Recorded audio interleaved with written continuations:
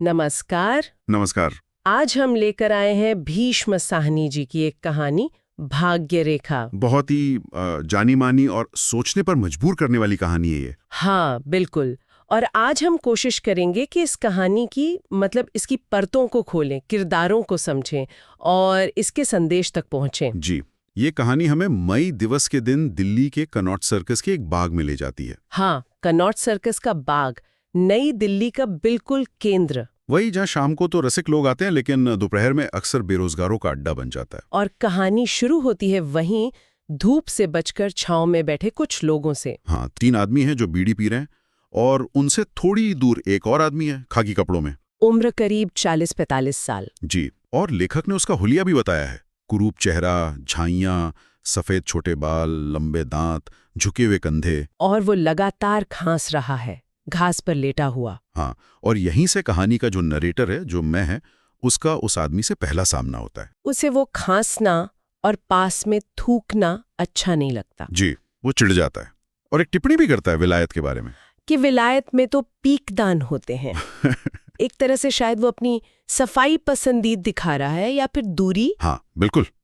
और उस खांसते हुए आदमी का जवाब भी उतना ही सीधा और शायद व्यंग्यात्मक है। क्या कहता है वो कहता है, तो साहब, वहां लोगों को ऐसी खांसी भी ना आती होगी। ओह, सीधा निशाना। सीधा, बिल्कुल। जैसे कह रहा हो कि हमारी तकलीफें अलग हैं। वो अपनी खांसी को नामुराद बीमारी कहता है। जिसमें आदमी घुलता है, मरता नहीं। कितनी बेबसी भरी बात है। जी, फिर थोड़ी देर चुप्पी रहती है। नरेटर अपना अखबार पढ़ने लगता है। लेकिन वो आदमी उसे घूर रहा है, मुस्कुरा रहा है। हाँ, और फिर नरेटर उससे पूछता है उसके काम धंधे के बारे में। और जवाब फिर देखिए, कितना गहरा है। क्या जवाब देता है? कहता है, जब धंधा करते थे तो खांसी भी यूं तंग ना किया करती थी। अच्छा, मतलब काम था तो शायद बीमारी भी हावी नहीं होती थी। शायद बीमारी की वजह से ही काम छूटा। और फिर वो अपनी कटी हुई उंगलियां दिखाता है। हाँ, दाहिने हाथ की बीच की 3 उंगलियां मशीन से कटी हुई। और वो कहता है कि मालिक तो पूरी 10 उंगलियां मांगता है। ये बहुत मार्मिक बात है। मतलब काम करने की क्षमता अब नहीं रही व्यवस्था की नजर में। बताता है कि कालका वर्कशॉप में काम करता था पहले। यानी एक हुनरमंद मजदूर था कभी। जी। इसके बाद फिर चुप्पी छा जाती है। नरेटर शायद उसकी पूरी कहानी सुनने से बचना चाहता है। हाँ, लिखा है कि वो राम कहानी नहीं सुनना चाहता। शायद वो थक चुका है ऐसी कहानियां सुन सुनकर। या शायद बस उदासीन हो गया है।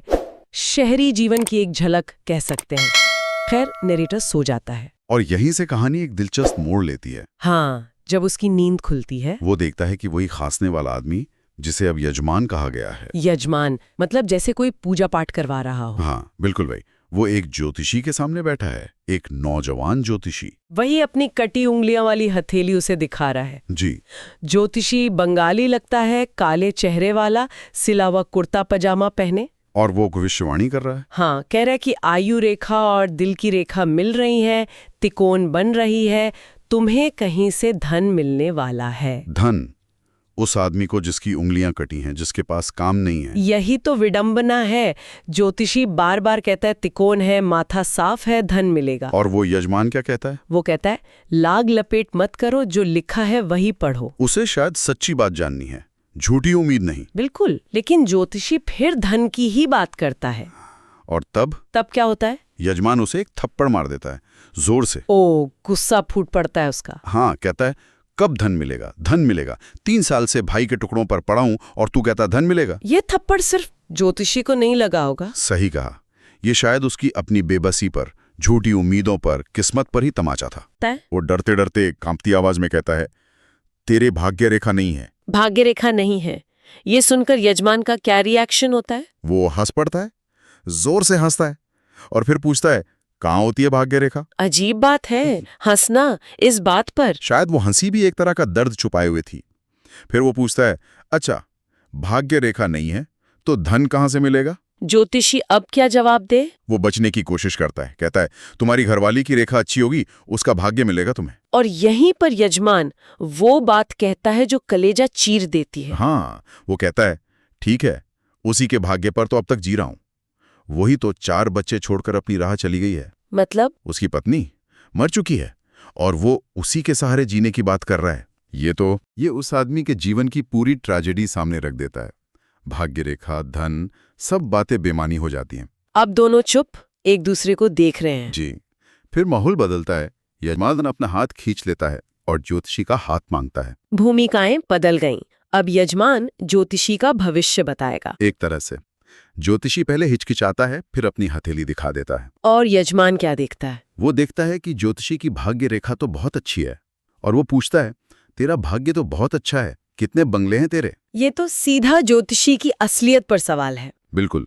उसकी अच्छी भाग्य रेखा के बावजूद वो खुद गरीब है, शायद एक शरणार्थी जैसा बाद में पता चलता है। ज्योतिषी अपना हाथ बंद कर लेता है, अपना सामान समेटने लगता है। हाँ।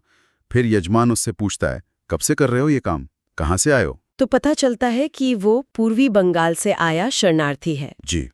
यहाँ तनाव थोड़ा कम होता है। यजमान उसे सलाह भी देता है। क्या सलाह? कहता है, हमसे क्या मिलेगा, जा किसी मोटर वाले का हाथ देख। अमीर आदमी का हाथ देखो, पैसे मिलेंगे।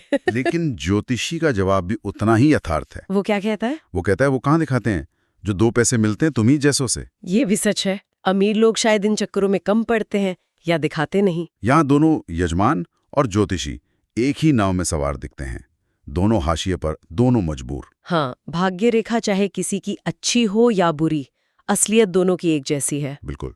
और तभी कहानी का फोकस फिर बदलता है। शाम होने लगती है। जी। बाग में चपरासी आने लगते हैं लोगों को उठाने के लिए, लेकिन साथ ही भीड़ बढ़ने भी लगती है। कौन लोग आ रहे? नीले कुर्ते पजामे पहने मजदूरों की टोलियां।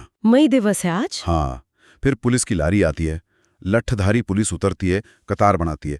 माहौल में एकदम से तनाव आ जाता है। राह चलते लोग भी रुककर देखने लगते हैं। ज्योतिषी पूछता है, ये लोग क्यों जमा हो रहे? और यजमान बताता है। हाँ, कहता है, आज मई दिवस है, मजदूरों का दिन है। और फिर वो एक गंभीर बात जोड़ता है। क्या? आज के दिन मजदूरों पर गोली चली थी। ओह, तो ये सिर्फ छुट्टी का दिन नहीं, संघर्ष की याद का दिन है। बिल्कुल। और ये जानकारी कहानी को एक नया मतलब देती है। व्यक्तिगत भाग्य दुर्भाग्य से बात अब सामूहिक संघर्ष पर आ गई है। बाग में भीड़ बढ़ती जाती है, खोमचे वाले भी आ जाते हैं। फिर शहर की तरफ से शोर सुनाई देता है, जुलूस आ रहा है, नारों की आवाजें। जी। एक और पुलिस लारी आती है। यजमान को आशंका होती है, कहता है आज लाठी चलेगी। हाँ। फिर वो जुलूस सामने आता है। एक नहीं, कई जुलूस मिलके एक हो गए हैं, हजारों लोग। झंडे हैं, बैनर हैं, नारे हैं। ये दृश्य उस अकेले बेबस यजमान की कटी हुई हथेली के बिल्कुल विपरीत है। ये सामूहिक शक्ति है। कनॉट सर्कस की उन अमीर इमारतों के सामने मजदूरों का ये जुलूस एक अलग ही तस्वीर पेश कर रहा होगा। बिल्कुल। ज्योतिषी वह बेंच पर चढ़कर देख रहा है, उत्सुकता से। लेकिन यजमान, वो अपनी जगह बैठा है और एकटक जुलूस को देख रहा है। उसकी नजरें वहीं टिकी हैं। जुलूस आगे बढ़ जाता है, शोर कम होने लगता है, नारे धीमे पड़ जाते हैं। भीड़ भी छड़ने लगती है। बाग में फिर वैसी ही शांति होने लगती है। लेकिन क्या कुछ बदल गया है? शायद, हाँ। तभी एक दुबला पतला आदमी, मैली गंजी और झांगिया पहने, भागता हुआ आता है। यजमान उसे रोकता है, पूछता है, जुलूस कहाँ जाएगा? आदमी बताता है, लाल किला, वहां जलसा होगा। यजमान फिर शक जताता है, लट्ठीधारी पुलिस साथ है, कहीं रास्ते में गड़बड़ हो गई तो? लेकिन वो आदमी बड़े आत्मविश्वास से जवाब देता है। क्या कहता है? कहता है, अरे गड़बड़ तो होती ही रहती है, तो जुलूस रुकेगा थोड़ी। जुलूस रुकेगा नहीं। ये बात, ये यजमान के लिए शायद नहीं हो। लगता तो है। ये उसके अपने जीवन के ठहराव से बिल्कुल अलग बात है। वो आदमी चला जाता है। और यजमान? वो पहले जुलूस की दिशा में देखता रहता है, फिर ज्योतिषी की तरफ मुड़ता है और मुस्कुराता है। और फिर वो कहता है, देखा साले? और ज्योतिषी जवाब देता है, हाँ देखा है। इस छोटे से संवाद का क्या मतलब निकाला जाए? उसने क्या देखा? शायद उसने उस जुलूस में, उस आदमी के आत्मविश्वास में एक उम्मीद देखी, एक ताकत महसूस की, अपनी जैसी हालत वाले हजारों लोगों की एकजुटता देखी। और इसीलिए वो फिर अपनी हथेली फैलाता है ज्योतिषी के सामने। हाँ, वही कटी उंगलियों वाली हथेली, और कहता है, फिर देख हथेली, साले तू कैसे कहता है कि भाग्य रेखा कमजोर है? ये कहानी का क्लाइमैक्स है।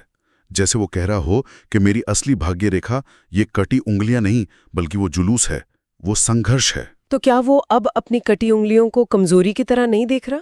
शायद नहीं। शायद अब वो उन्हें उस बड़े संघर्ष का हिस्सा मान रहा है। उसे शायद एहसास हुआ है कि भाग्य सिर्फ हथेली की लकीरों में नहीं होता। सामूहिक ताकत में, एकजुटता में भी एक नियति बनती है। बिल्कुल। वो पारंपरिक भाग्य की धारणा को चुनौती दे रहा है। और कहानी का अंत कैसे होता है? वो जोर जोर से खांसने लगता है, छाती थामकर। ये उसकी शारीरिक सच्चाई है। वो बीमार है, कमजोर है, लेकिन शायद मानसिक रूप से अब वो उतना टूटा हुआ नहीं है। हाँ, लगता है उस जुलूस ने उसे एक नई दृष्टि दी है, एक अलग तरह की भाग्य रेखा दिखाई है। जो हाथों में नहीं, इरादों में होती है, संघर्ष में होती है। जी, तो भीष्म साहनी की ये कहानी व्यक्तिगत निराशा से शुरू होकर सामूहिक चेतना तक पहुंचती है। भाग्य क्या है? क्या वो लिखा हुआ है या हम उसे बनाते हैं? खासकर जब हम अकेले ना हो, ये सवाल कहानी छोड़ जाती है। बिल्कुल, सोचने के लिए बहुत कुछ है इस छोटी सी कहानी में। तो ये थी भीष्म साहनी की कहानी भाग्य रेखा पर हमारी आज की बातचीत। इस कहानी को सुनने और इस चर्चा में हमारे साथ रहने के लिए सभी सुनने वालों का बहुत बहुत धन्यवाद। अगर आपको ये कहानी और हमारा ये विश्लेषण पसंद आया हो तो आज की कहानी चैनल को लाइक जरूर करें। हाँ, और अपने दोस्तों, परिवारजनों के साथ इसे शेयर भी करें, और अगर अब तक सब्सक्राइब नहीं किया है तो सब्सक्राइब भी कर लें।